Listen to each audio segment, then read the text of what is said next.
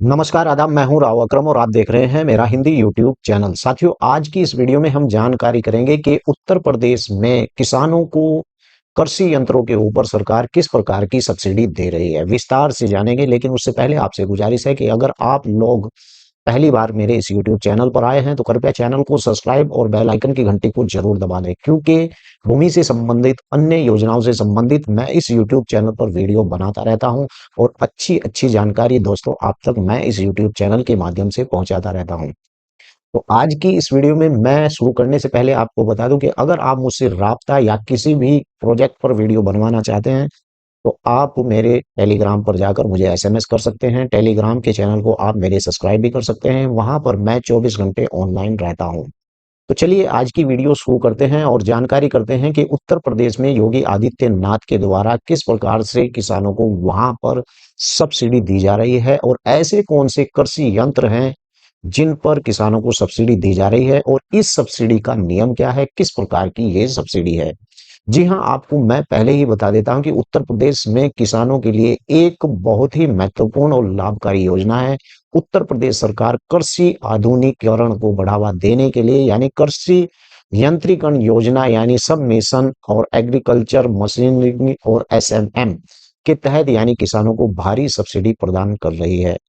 इस योजना का विस्तार से जानकारी मैं आपको दूंगा, लेकिन उससे पहले यार आपसे गुजारिश है वीडियो को लाइक शेयर करना बिल्कुल ना भूलें। अगर आप चैनल पर भूले भटके बिसरे आ ही गए हैं तो यार मेरा चेहरा देखने के लिए बिल्कुल चैनल को लाइक सब्सक्राइब जरूर कर दें, ताकि आपके दोस्तों को भी पता चले और आप अपने फेसबुक, यूट्यूब या किसी भी सोशल प्लेटफॉर्म पर इस वीडियो को शेयर कर सकते हैं। तो चलिए बात करते हैं यूपी किसानों की आधुनिकीकरण उपकरणों की भारी सब्सिडी की योजना। आखिर ये योजना किस प्रकार की है, मैं विस्तार से आपको बताने जा रहा हूं, लेकिन यहाँ आपको समझना होगा। अगर आपको ट्रैक्टर लेना है, रोटावेटर लेना है, हैप्पी सीडल लेना है, बुआई बुआई के लिए कोई इम्प्लीमेंट लेना है, जीरो टिल टिल डिस्ट लेनी है, सब के बारे में मैं आपको विस्तार से बताने जा रहा हूँ। कौन से ऐसे कृषि यंत्र हैं जो सब्सिडी में दिए जा रहे हैं, सबसे पहली बात यही है। और मैं आपको यहाँ से पहले ही बता दूं कि उत्तर प्रदेश में इस योजना का मुख्य उद्देश्य केवल कृषि महंगे कृषि यंत्र सस्ते दामों में उपलब्ध कराना है, और ताकि खेती उन्नत हो सके और तकनीकी उपयोग कर सके, किसान श्रम समय बचा सके और उत्पादन और लागत यानी सबसे ज्यादा कर सके। अब इस सब्सिडी में कौन कौन से यंत्र आ रहे हैं मैं आपको विस्तार से बता रहा हूँ। विस्तार से बताने का मतलब यही है, अगर आप भी इन यंत्रों का फायदा लेना चाहते हैं, बाद में बताऊंगा कि इसकी पॉलिसी क्या है, किस वेबसाइट पर आपको जाकर इसकी पूरी गाइडलाइन को समझना है। तो चलिए मैं आपको बता देता हूं। सरकार समय समय पर जारी करने वाली यानी सूची इस प्रकार के यंत्र शामिल करती है जो मुख्य रूप से निम्नलिखित यंत्रों पर सब्सिडी देती है। जुताई और बुआई के यंत्र यानी रोटावेटर, जो मिट्टी को भुरभुरा बनाने के लिए काम करता है। हैप्पी सील्ड, जो सुपर सीडर यानी कि बिना पराली जलाए सीधे खेत में ही बुआई करने के लिए पराली प्रबंधन के लिए महत्वपूर्ण है। और जीरो टिल डिस यानी कि बिना जुताई के बुआई के लिए इसके ऊपर भी सब्सिडी देती है। और न्यूमेटिक प्लांटर यानी विशेष रूप से मक्का, आलू और गन्ने के लिए ये मशीन होती है, इस पर आपको सब्सिडी दे रही है उत्तर प्रदेश सरकार। कटाई के यंत्र कौन से हैं मैं आपको बता दूं जिन पर छूट दी जा रही है। मल्टी क्रॉप थ्रेशर और कंबाइन हार्वेस्टर और फसल के अवशेष यानी पराली यंत्र। अगर आप जब धान की कटाई करते हैं तो सबसे पहली एक समस्या होती है, अगर भाई पराली जलाए तो आप पर जुर्माना लगेगा। जैसे कि हरियाणा सरकार लगाती है किसानों के ऊपर, ऐसे ही उत्तर प्रदेश के अंदर भी अगर पराली जलाई तो भाई किसान गया बेचारा। तो इसलिए ऐसा यंत्र यानी जिस यंत्र को देने का यही मतलब है सब्सिडी पर कि आप पराली में आग ना लगाएं, क्योंकि पराली के जलने से यानी वातावरण में प्रदूषण पैदा होता है और ये सबके लिए खतरनाक होता है। तो किसानों से मेरी यही राय है कि खेत के अंदर कभी भी आप पराली बिल्कुल भी मत जलाएं, क्योंकि आप सोचते हैं कि इससे खेत के कीटाणु मर जाते हैं या इससे खाद लगता है। उल्टा आपको नुकसान होता है, कानूनन नुकसान भी होता है। मान लीजिए कि आपके आस पड़ोस या गांव बस्ती में इस प्रकार का कोई दमे का बीमार है या इस प्रकार का कोई बीमार व्यक्ति है, तो किसान का काम लोगों को फायदा पहुंचाना है, किसान का काम किसी को नुकसान पहुंचाना नहीं होता है। इस बात को आप ध्यान में रखें। सेडर मल्टर मल्चर यानी कि ये फसल के जो अवशेष छोटे छोटे टुकड़े होते हैं उन्हें खेत में ही काट देता है। और बेलर मशीन यानी कि ये बेलर मशीन काम करती है पराली भूसा गांठ बनाने के लिए। जब आपने देखा होगा कि जब पराली इकट्ठा करती है ये मशीन तो गांठ के गट्ठे बना देती है, और वो गट्ठे किसान अपना किसी भी फैक्ट्री या शुगर मिल में उसे बेच देता है। तो जलाने से बेहतर तो ये मशीन अगर आप ले लेते हैं, सब्सिडी पर मिल रही है, तो आपको इसका भारी लाभ मिलेगा। अब साथ ही अन्य जो कृषि यंत्र हैं आधुनिकरण, यानी कि ट्रैक्टर, विभिन्न एचपी के ट्रैक्टर यानी निश्चित शर्तों के अधीन होते हैं, जैसे कि पावर टिलर और spray machine, agriculture drill, agriculture drone, यानी कि इस प्रकार की फसल की दवाई और उर्वरक छिड़काव के लिए ये ड्रोन भी आपको सब्सिडी पर मिल रहा है उत्तर प्रदेश के अंदर।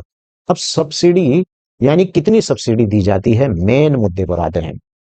मान लीजिए कि आप किसान हैं और आप किसी भी प्रकार का यंत्र लेना चाहते हैं, जैसा कि मैंने ऊपर पहले ही आपको बताया, तो सब्सिडी आपको कैसे मिलेगी।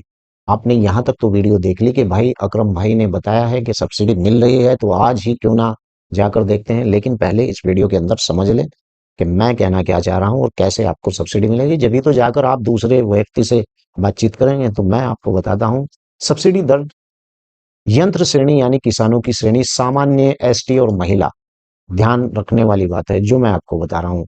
यानी कि सामान्य स्तर का व्यक्ति, एससी, एसटी, महिला, और यंत्र की कीमत पर निर्भर करती है सामान्य सब्सिडी की दर, यानी कि कृषि यंत्र की लागत 30% से लेकर 50% तक की सब्सिडी आपको मिल सकती है। विशेष उपकरण, पराली प्रबंधन यानी संबंधित कुछ उपकरण जैसे सुपर सीडर या फिर इस पर यह सब्सिडी आपको 50 से 80% मिल सकती है।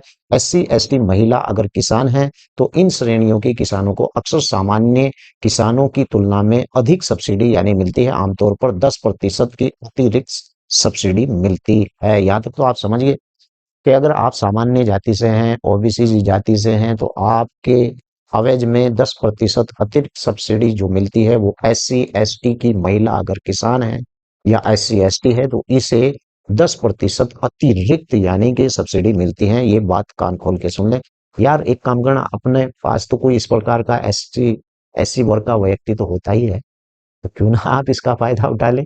मैं एक एग्जांपल बात कर रहा हूँ, लेकिन कोई भी इम्प्लीमेंट अगर आपको लेना है तो अपने नाम पर ही ले। कल पता नहीं किसी ने दावा कर दिया भाई मेरे नाम पर ले रखी है, तो गड़बड़ हो सकती है। तो चलिए मैं बता रहा सब्सिडी कैसे आपको मिलेगी, विस्तार से ये प्रक्रिया है। सब्सिडी प्राप्त करने के लिए पूरी प्रक्रिया ऑनलाइन टोकन पर आधारित होती है। अब ये टोकन की बीमारी क्या है भाई, इसे समझ लो। ये टोकन बीमारी कहाँ से आई भाई, टोकन कैसे मिलेगा। हम तो जब चाय की दुकान में जाते हैं तो वहां पर टोकन लेते हैं, तो ऐसे ही आपको इस पर भी टोकन लेना पड़ेगा। वो कैसे लेना पड़ेगा मैं आपको विस्तार से बता रहा हूँ।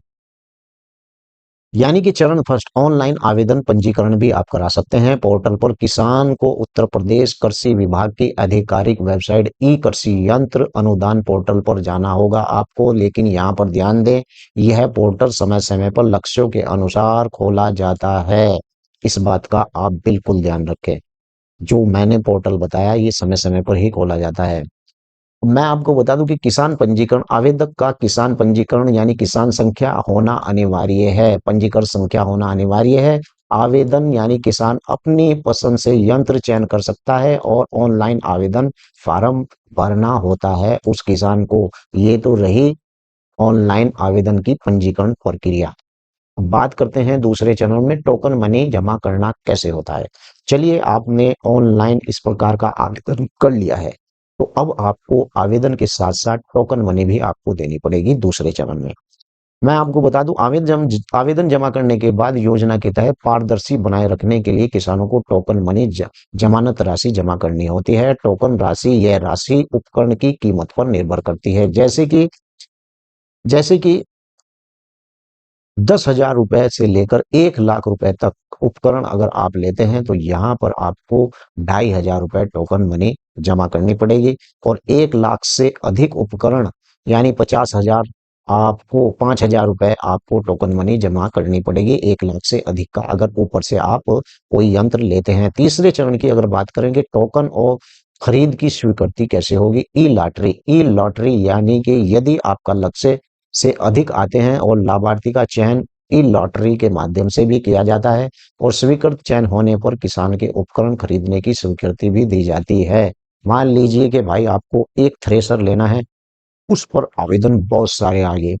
तो यहाँ पर आपने भी टोकन मनी जमा कर रखी है, सर लगभग 1 लाख रुपए का होगा, वहां पर आपने भी 5,000 रुपए जमा कर रखे हैं, दूसरे ने भी, तीसरे ने, सब ने जमा कर रखे हैं, तो वहां पर आपकी ई लॉटरी निकलेगी। ई लॉटरी के आधार पर आपको यंत्र मिलेगा। चौथे चरण में खरीद, यानी कि यंत्र की खरीद और उसका दावा। खरीद स्वीकृति मिलने के बाद किसान की कृषि विभाग द्वारा अधिकृत विक्रेता उपकरण खरीदना होता है और भुगतान किसान की सब्सिडी राशि घटकर शेष राशि भुगतान आपको समय करना होगा। जिसने भी उस पर सब्सिडी मिली होगी, उस सब्सिडी को छोड़कर जो शेष आपका बचा हुआ भुगतान है वो किसान को करना पड़ेगा। समझ रहे ना मेरी बात? करना पड़ेगा, दस्तावेज जमा करने पड़ेंगे। खरीद के बाद किसान विक्रेता को प्राप्त चालान, यानी कि इनवॉइस, आधार कार्ड और बैंक पासबुक की कॉपी और भूमि संबंधी दस्तावेज नजदीकी कृषि विभाग कार्यालय में आपको बिल्कुल जमा करने पड़ेंगे। और पांचवें चरण की बात कर लेते हैं कि सब्सिडी का भुगतान आपको कैसे मिलेगा। भाई इतनी बात तो बता दी, अब सब्सिडी का भुगतान अकरम भाई आप दोगे क्या? आप इसकी गारंटी ले, दिमाग में यही आता है, तो चलिए बता देते हैं।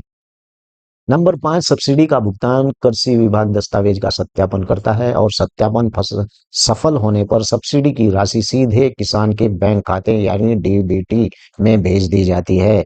कोई धंधा नहीं, कोई किसी को कैश नहीं देना, वो आपके सीधे खाते में सब्सिडी आएगी, सीधी सी बात है। लेकिन यहाँ पर ध्यान देने योग्य वाली बात अब मैं लास्ट में आपसे करता हूँ।